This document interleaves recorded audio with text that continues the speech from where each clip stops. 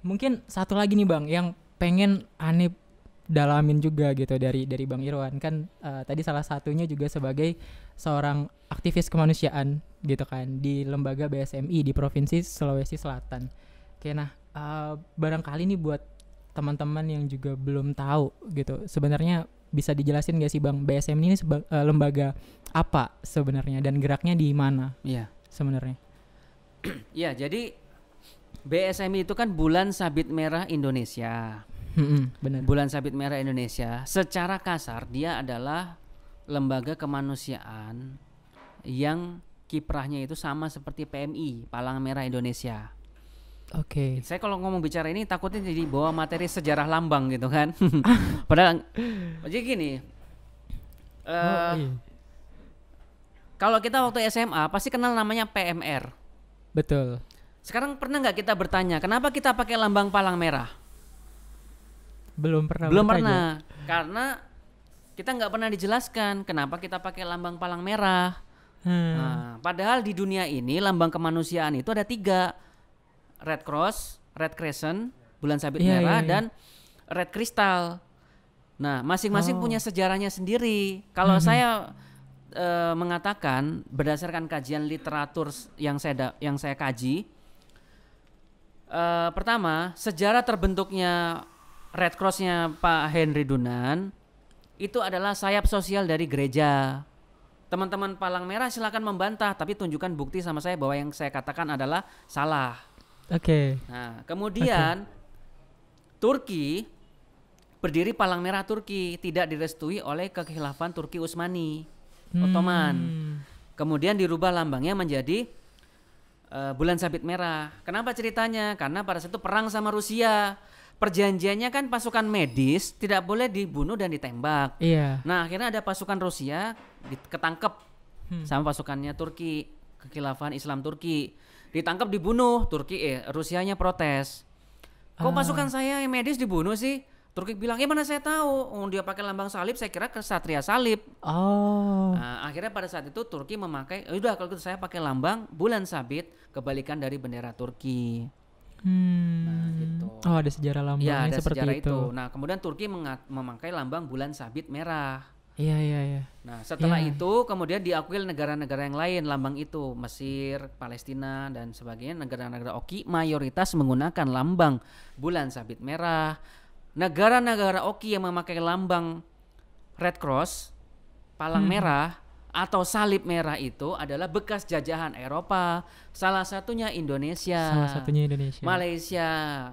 Gitu. Apakah Benar-benar. kita bisa kembali memakai lambang Bulan Sabit Merah? Bisa. Kalau Malaysia bisa. Malaysia kan dari Palang Merah Malaysia menjadi BSMM, Bulan Sabit Merah Malaysia. Malaysia. Nah, Indonesia ya tergantung kebijakan pemerintah. Iya, iya. Karena kita ini bekas jajahan Belanda. Nah, kalau kita ini dijajah sama Turki atau Mesir atau Palestina, pakainya ya Bulan Sabit Merah. Pasti peninggalan sejarah itu yang bakal Iya, dipakai. tapi kan mereka nggak mungkin jajah, kan gitu. Iya, iya, iya. Jadi ya secara kasar lambang itu adalah lambang warisan jajahan Belanda. Dari Palang Merah Belanda jadi Palang Merah Indonesia. Nah, Bulan Sabit Merah Indonesia sendiri lahir untuk mengangkat itu.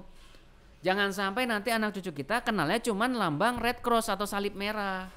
Kenapa saya bilang salib merah? Ya memang dari sejarahnya itu adalah salib. Hanya Iya. loh ya, coba kalau kita pergi umroh atau haji, pakai lambang itu pasti dibilangin Salibul Ahmar. Ah, Nah, Indonesia aja sangat toleran, tanda kutip, jadinya palang. Padahal salib. Karena bentuk salib itu macam-macam gitu. Jadi salah satunya itu. Makanya kemudian BSMI lahir. Lahir itu salah satunya itu tujuannya dan mengangkat misi-misi kemanusiaan yang ada di Indonesia. Jadi BSMI itu di Indonesia lahirnya tahun 2002 secara formal. Secara informal lahirnya di Makassar. oh. BSMI di Indonesia pertama kali lahir tuh di Makassar. Pertama kali ada di Makassar. Pertama kali ada di Makassar tahun 2000. Setelah pada saat ribut-ribut konflik Ambon itu loh. Nah, tahun 2000. Oh ya, pernah Nah. baca. Terus di mana lambang Bulan Sabit Merah pertama kali muncul di Indonesia? Tahun 89 di mana? Di kampus Universitas Muslim Indonesia di Makassar tahun 89. Yang pertama kali berani memakai lambang Bulan Sabit Merah di Indonesia adalah kampus UMI. Pada saat itu kampusnya istri saya itu UMI. Karena pada saat itu rektornya almarhum Prof. Basalamah pada saat ospek gitu kan, dia melihat itu di kampus, oh kenapa ada salib besar di kampus Islam gini. Akhirnya disuruh turunkan. Ganti kebijakannya. Gantilah pakai jadi itu.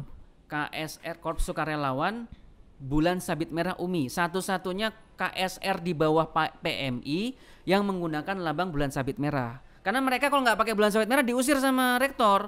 Oh iya. Gitu. Jadi terpaksa pakai 89 tahun 89. Tapi itu akhirnya jadi keterusan dan awal mula muncul di daerah Makassar tadi Iya, berarti Bang ya. kemudian lahirnya bulan sabit merah pusat di Makassar mengirim tim medis ke konflik Ambon pada saat itu. Oke.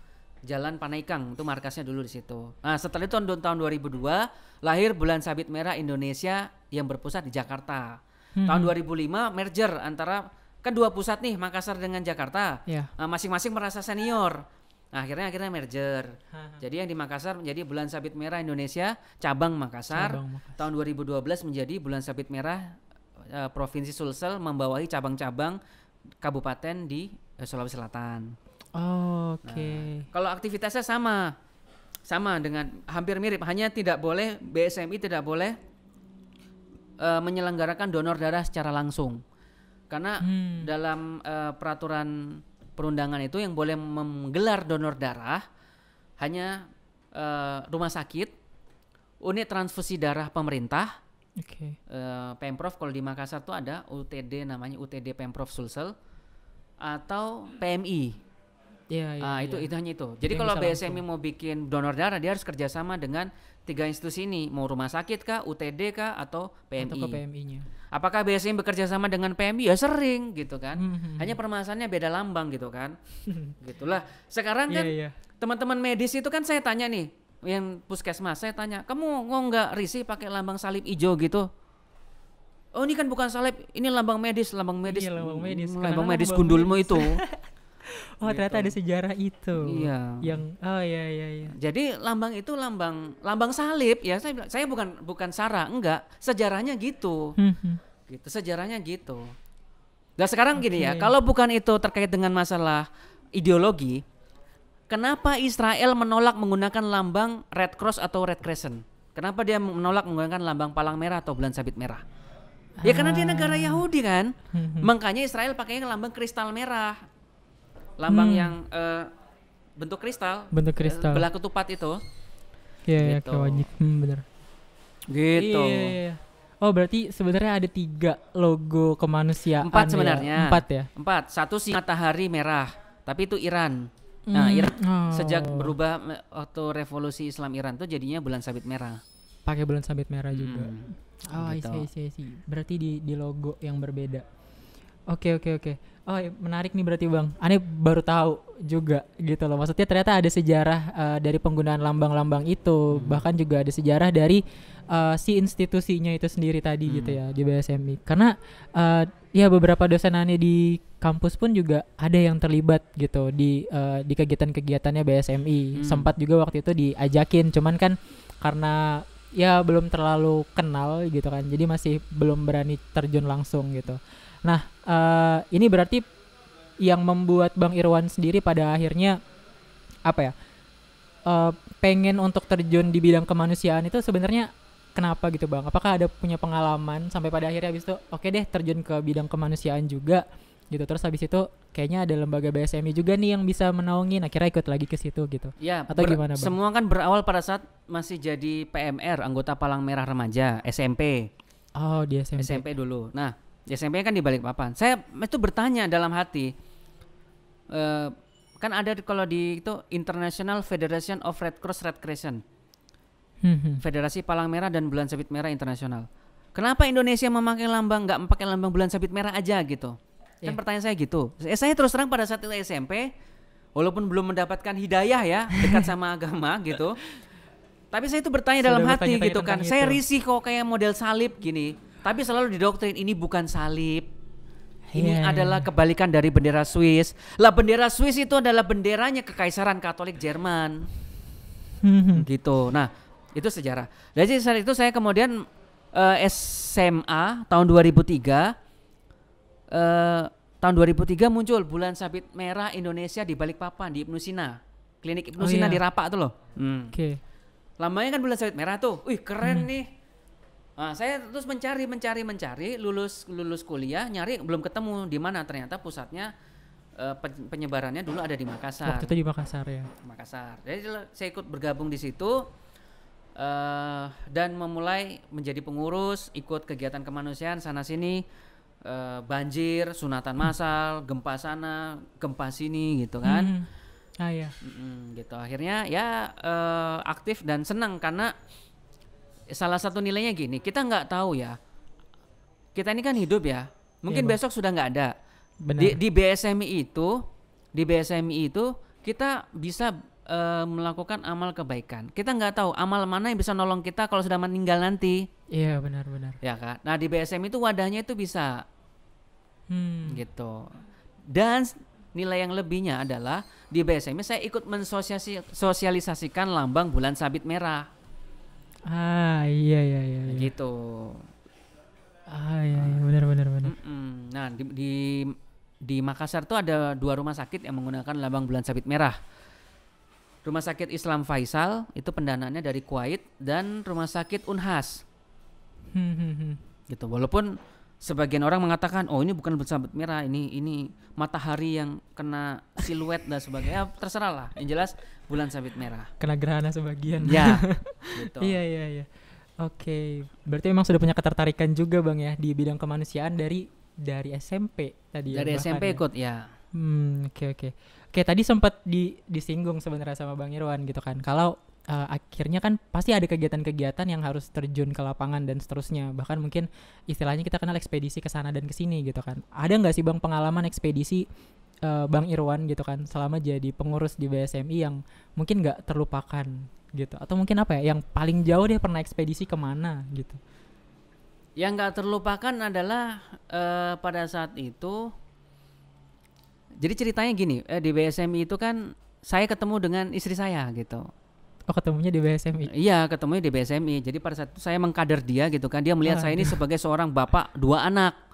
Wah, ini pembulian yang sangat terstruktur dan sistematis. Padahal saya belum nikah pada saat itu. Dan akhirnya dia ikut kaderisasi di BSMI.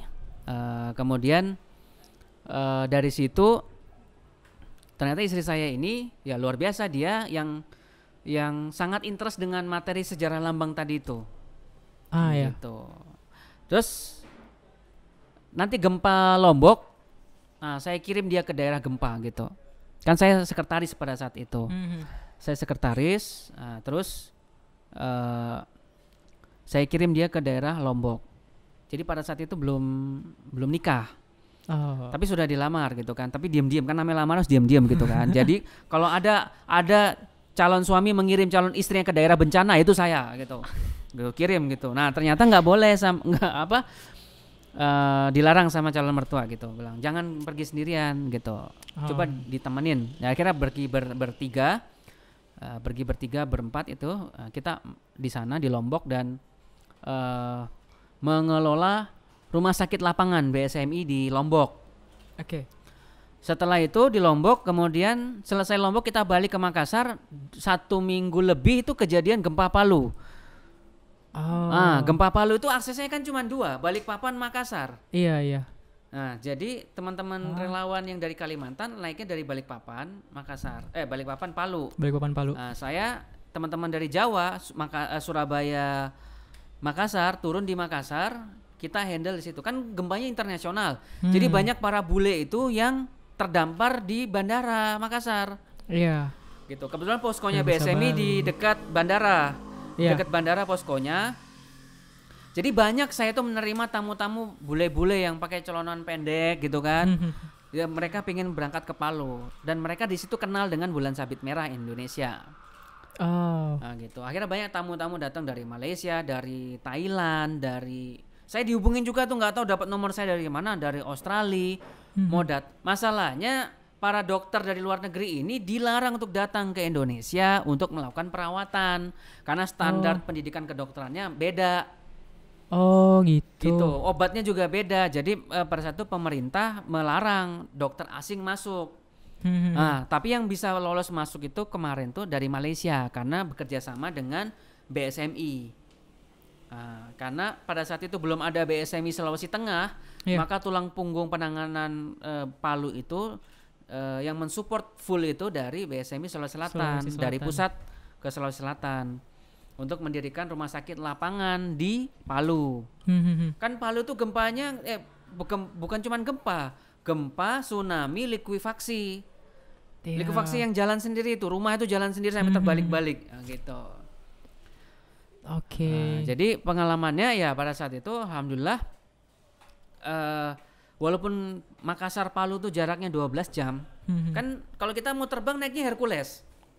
Naik pesawat komersil waktu masa tanggap darurat belum ada. Nggak bisa. Jadi rebutan masuk naik Herculesnya rebutan akhirnya kita bisa loloskan. Ya negosiasi sini kebetulan salah satu perwira angkatan udara juga mantan sekretaris BSMI di kabupaten di Sulsel.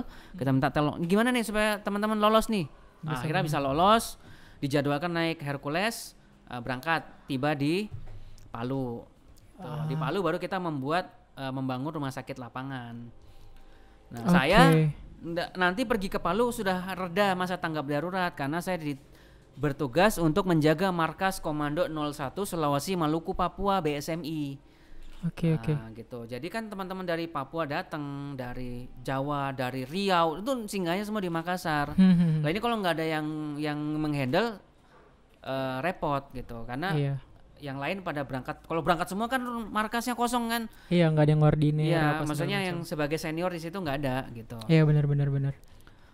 Oke, jadi momen itu Bang ya yang paling gak bisa dilupain ya barangkali ya selama itu pengurusan di BSMI. Karena di situ banyak berinteraksi dengan banyak relawan luar negeri. Iya benar. Jadi yang apalagi saya ini kan bahasa Inggris walaupun saya juara di Betters itu kan berapa puluh tahun yang lalu gitu kan. Iya. Jadi yang terisa ada bahasa Inggris yang seadanya gitu. Kadang ada yang bahasa Prancis, bahasa bener. Thailand, mana saya paham gitu kan. Ini ngomong apa. Nah itu kadang agak kesulitan sendiri. Ada yang dari Kanada, macam-macam lah. Oke, menarik. Berarti ternyata dari BSMI pun juga bisa banyak membangun relasi-relasi lagi gitu Bang ya ke banyak daerah, juga bahkan ke beberapa relawan-relawan tadi di luar ya yang bisa ketika momentum tanggap darurat itu ada kayak gitu berarti barangkali Bang ya bahasanya. Iya, kalau BSMI itu sudah dipastikan dia menjadi satu tanda kutip ya, sudah harus terjun kalau ada bencana. Itu sudah pasti. Sudah nggak usah dibilang. Pokoknya kalau ada bencana, kalau nggak terjun, rasa ke-BSMI-annya tuh akan dipertanyakan. Akan berontak sendirilah hatinya, gitu. Tapi kalau program kerja kan macam-macam. Ada yang program kerja bakso, sunatan massal, macam-macam. Dan di BSMI sendiri tidak hanya medis, tidak hanya kesehatan, tapi juga ada jurusan lain. Lah kalau bikin rumah sakit lapangan, mana dokter mau disuruh maku-maku, pasang-pasang tali, bukan keahliannya, gitu kan, masang-masang instalasi listrik. Jadi repot ya. Oke, kalau gitu barangkali itu dulu Bang untuk sesi ngobrol di kesempatan kali ini. Barangkali mungkin terakhir sebelum ditutup ada pesan-pesan mungkin dari Bang Irwan buat pendengar setia di sini di Meet the Alumni kali ini. Pokoknya buat para alumni, insya Allah yang sudah didapatkan selama menjadi FKPM, Anda keluar kalau nggak jadi apa-apa itu kebangetan. Harus ada nilai plus karena Anda itu alumni FKPM, bukan sekedar alumni Semansa. Terus buat adik-adik yang alumni FKPM, teruslah berproses di FKPM karena di situ banyak manfaatnya. Kalau Anda nggak masuk FKPM, saya nggak rugi, tapi Anda yang rugi 7 turunan.